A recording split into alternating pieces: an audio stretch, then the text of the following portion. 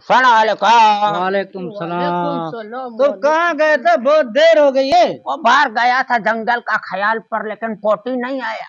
जंगल बार बार तुम्हारे को पता नहीं क्या है, पेट सही नहीं है तुम्हारा। पेट में गड़बड़। 4 दिन पहले तुम्हें भिंडी खिलाया, कल तुम्हें साग खिलाया, हाँ, तुमने बेड़ा गर्क किया मेरे हाथ से।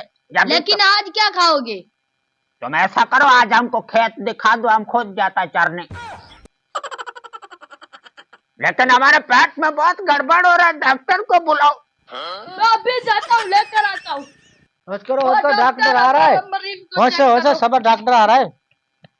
बहुत तबीयत खराब हो गया। डॉक्टर भाई, पेट में बहुत गड़बड़ हो रहा। सीधा रहो, सीधा आप। पेट में खाली दर्द है या मोशन मोशन भी है? नहीं, मोशन। पतले मोशन है? हाँ, पतला मोशन। कितने पतले हैं? बहुत पतला। फिर भी बताओ तो सही, कितने पतले? इतना पतला है कि तुम उससे गोलगप्पे खा सकता है। फिटे मुंह तेरा।